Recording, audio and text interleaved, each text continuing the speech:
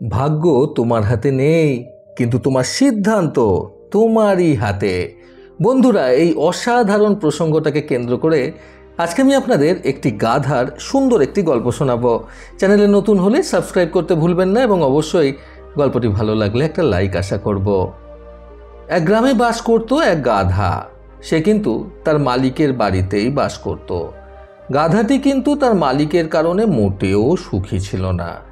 মালিকের কারণেই সে সবসময় দুঃখী হয়ে থাকত, কারণ তার মালিক তাকে দিয়ে অক্লান্ত পরিশ্রম করাতো, কিন্তু সেই অক্লান্ত পরিশ্রমের বিনিময়ে তাকে আধ পেটা খেতে দিত। অল্প খেয়ে তার আবার পেট ভরত না, আর সে অক্লান্ত পরিশ্রম করতেও পারত না। কিন্তু মালিকের ভয়ে তাকে পরিশ্রম করতেই হতো, তা না হলে মালিকের কাছ থেকে মার খেতে হতো সেই গাধাটিকে। মালিকের এই আচরণে গাধাটা সত্যি সবসময় দুঃখী থাকত।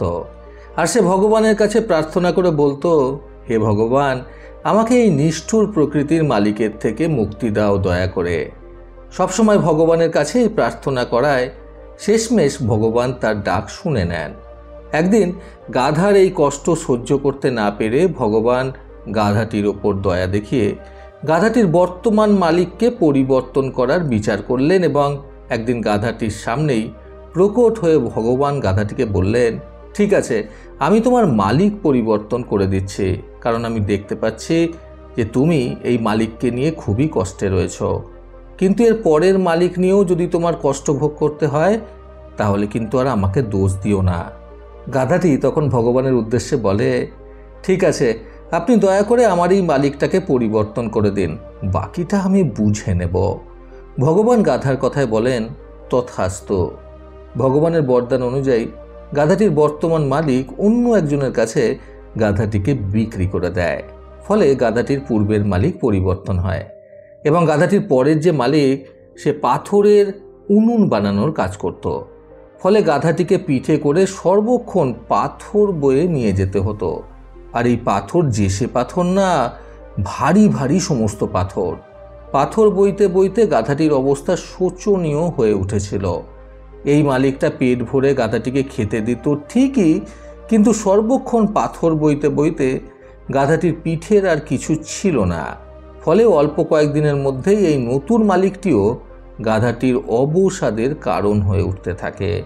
আর কোনো অতিরিক্ত উপায় না পেয়ে সে সর্বক্ষণ শুধুমাত্র নিজেকে দোষারোপ করতে থাকে তার এই পরবর্তী কষ্টকর জীবনের জন্য।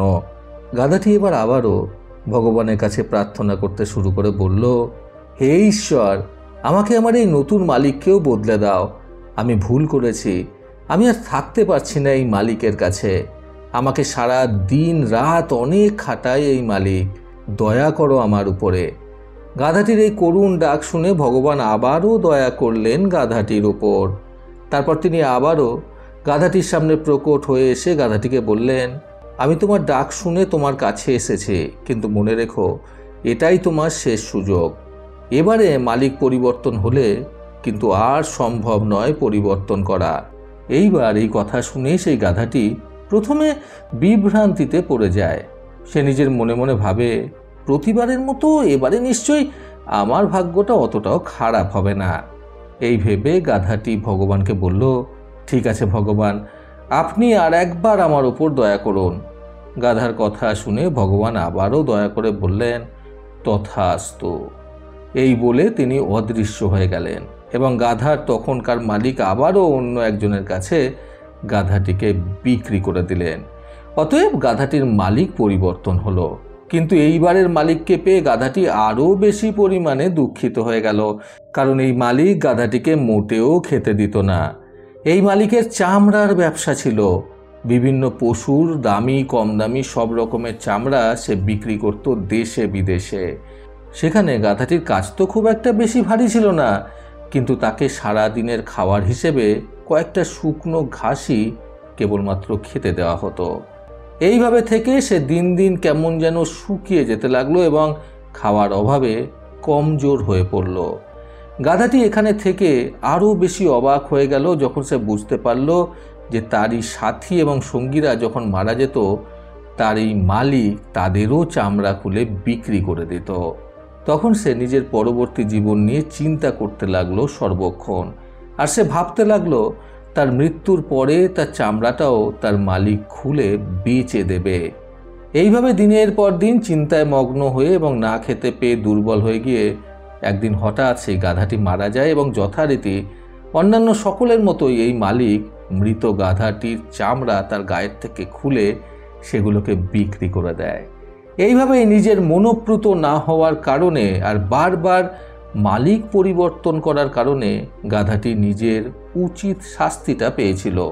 আসলেই তার নেওয়া ভুলভাল সিদ্ধান্তগুলোই কিন্তু তার নিজের ভাগ্য নিজের হাতে করে নির্ধারণ করতে বাধ্য করেছিল। বন্ধুরা, নিজের সিদ্ধান্ত উন্নত করতে আজকের গল্প থেকে শিক্ষণীয় 3টি কথা সর্বদা মনে রাখুন। প্রথমত, সব কিছুতে ভগবানকে দোষারোপ করা যায় না। কিছু কিছু জিনিস আমাদের নিজেদেরও সঠিকভাবে নির্ধারণ করতে জানতে হয়।